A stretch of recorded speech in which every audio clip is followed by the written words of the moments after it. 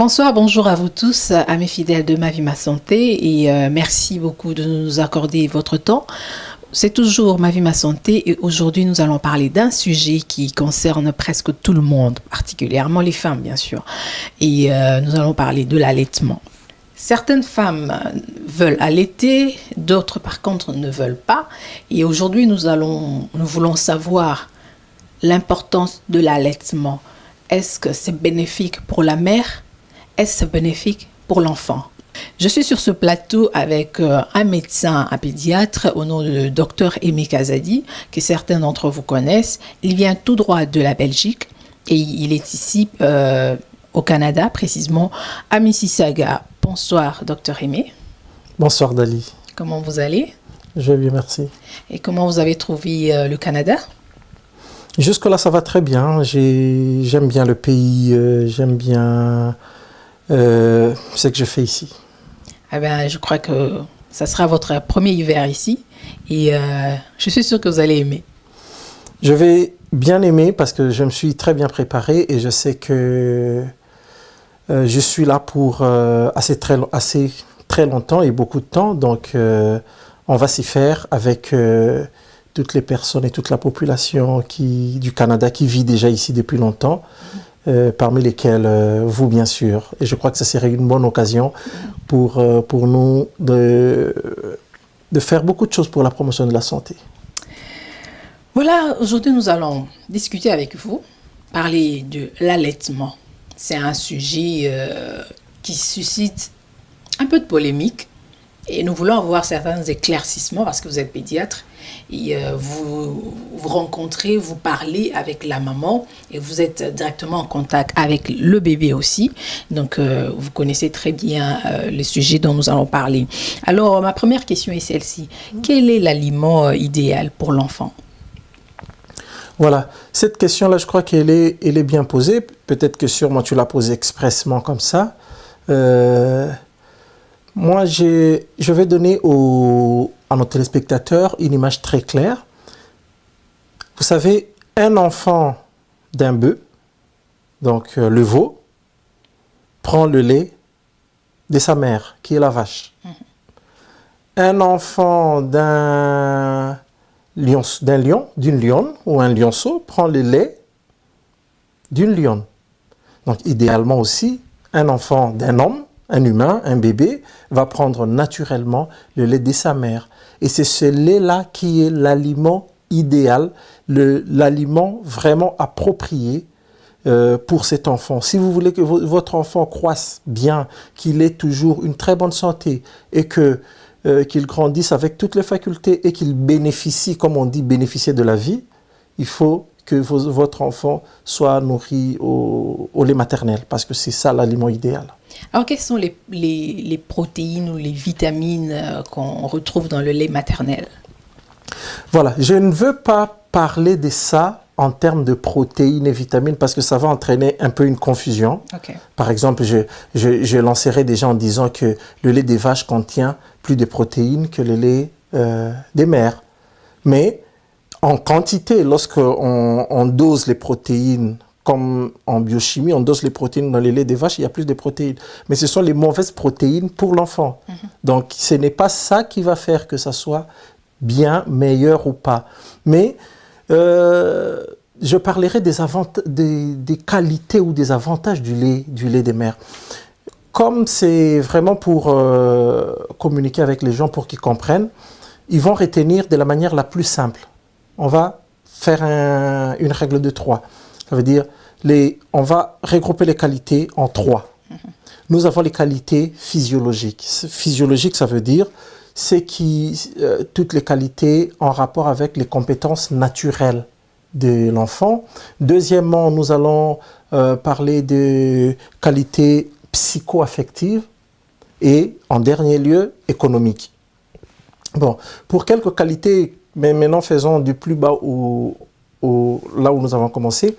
Pour les qualités économiques, vous comprenez que c'est un lait qu'on n'achète pas, qu'on n'achète nulle part. Et qui n'est gratuit. Hein. C'est vraiment, le lait est gratuit.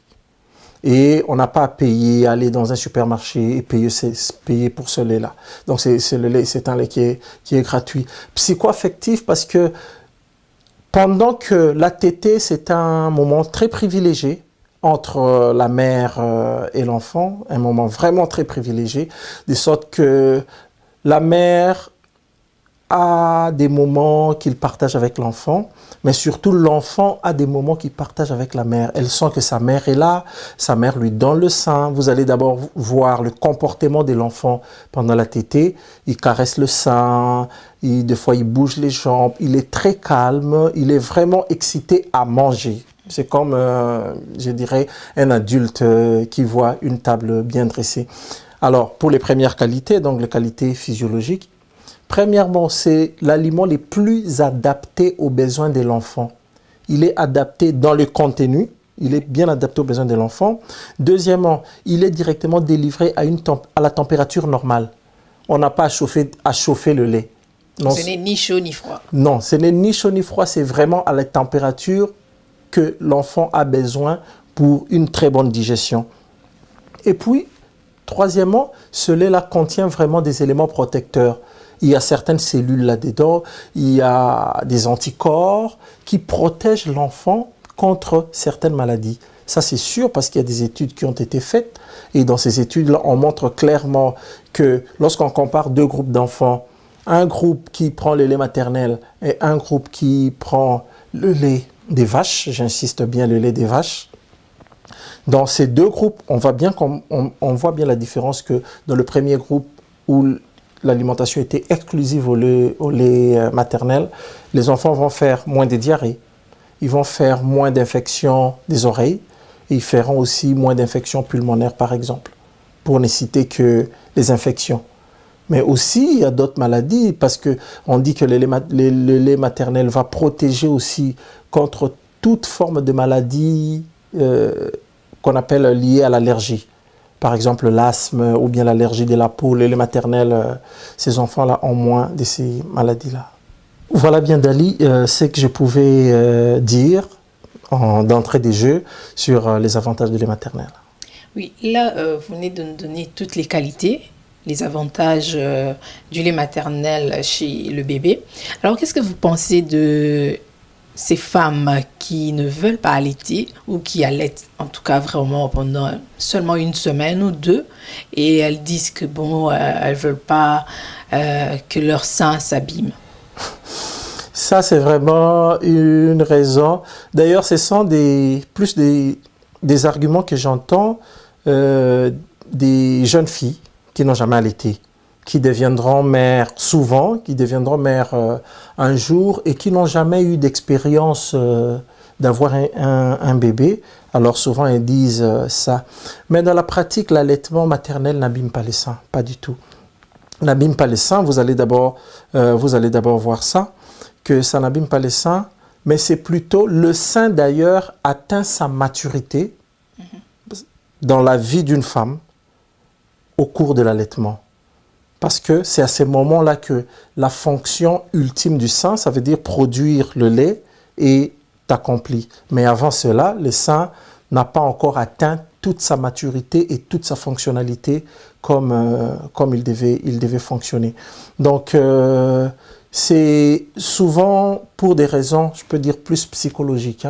Il y en a qui ne veulent pas pour X raisons, elles donnent des raisons, mais comme je disais, on parle ici des avantages et c'est pourquoi je m'insurge en faux en disant que... Donc il y a aussi des avantages pour la mère qui allaite. Bien sûr qu'il y a aussi des avantages, surtout ça, il y a plus des avantages aussi pour la mère. On a bien parlé ici que avantages psycho-affectifs pendant l'allaitement, ce sont des moments privilégiés, mais c'est pendant l'allaitement aussi que la mère aussi éprouve cette sensation de bien-être et de relaxation lorsque elle allaite son enfant. Il y a ce contact, ce regard qui passe entre la mère et l'enfant. Mais autre chose aussi, les femmes le savent, que lorsqu'on commence après la naissance, lorsqu'on commence, après l'accouchement de l'enfant bien sûr, lorsqu'on commence à allaiter, l'utérus ou la matrice se contracte. certaines femmes se plaignent que ça fait mal au niveau du ventre. C'est tout simplement une réaction normale. Ça se contracte pour bien reprendre sa forme. Et lorsqu'on allaite, les hormones qui sont sécrétées pour faire contracter les glandes au niveau des seins pour qu'il y ait du lait, ces hormones-là agissent aussi au même moment au niveau de la matrice. Alors la matrice se contracte et donc l'allaitement aide aussi que la matrice reprenne bien sa forme initiale et rapidement, que la matrice soit tonique avant, lorsqu'on compare une femme qui allaite et qui n'allaite pas. Et aussi, si on considère que l'allaitement peut faire consommer à une femme jusqu'à 500 calories par jour, on peut aussi dire que l'allaitement peut aider très rapidement à reprendre la forme parce qu'on va perdre assez de calories durant l'allaitement. Donc, c'est facile de perdre le poids. C'est très facile de perdre le poids lorsqu'on allaite que lorsqu'on compare deux populations, une qui allaite et une qui n'allaite pas, c'est très facile de perdre le poids lorsqu'on allaite. Et aussi, ça encore, ce sont des études, vraiment des études des populations.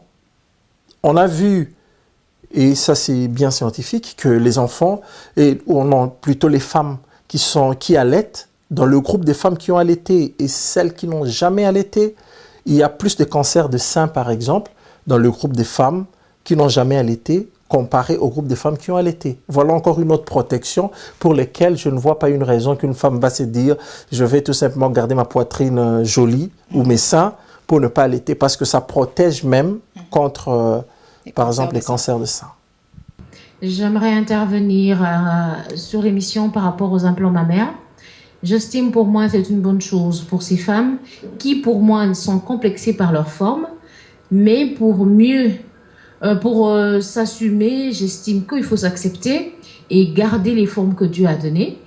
Et puis bon, comme risque, moi je déplore une chose, les implants mammaires ont des risques de maladies telles que le cancer de sein, le cancer de la peau, et que j'estime pour éviter tout ça, le mieux serait de rester tel qu'on est.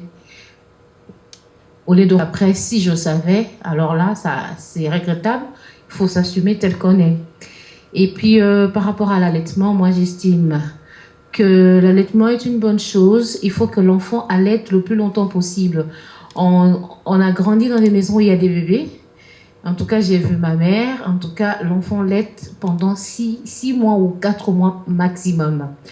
Pour celles qui travaillent, j'estime que 4 mois, c'est bien, mais il faut laisser à l'enfant le temps de profiter de ce lait maternel qui, d'après notre coutume en Afrique, on dit que l'enfant grandit bien quand l'enfant laite, quand l'enfant est nourri par le lait maternel. Donc pour moi, j'estime que 6 à 4 mois, c'est l'âge maximum pour un enfant d'allaiter. Ouais, les implants mammaires sont à la mode, mais je pense que j'ai horreur de tout ce qui est artificiel. Pourquoi? Je conseille aux filles, dames, aux mères d'être naturelles. Pour quelqu'un qui a fait l'objet d'une intervention chirurgicale ou d'une ablation du sein, je comprendrais que pour des raisons esthétiques, qu'on puisse lui mettre un implant mammaire. Mais je ne pense pas que on mérite de transporter, une fille mérite de transporter un corps étranger dans sa poitrine juste pour des raisons de séduction. Je pense que, bon, vu du point de vue d'un homme, c'est peut-être beau à voir, qu'elle a une poitrine tête généreuse qui va me plaire, mais psychologiquement, j'ai du mal à supporter que quelqu'un puisse avoir quelque chose d'artificiel de cette taille dans son corps.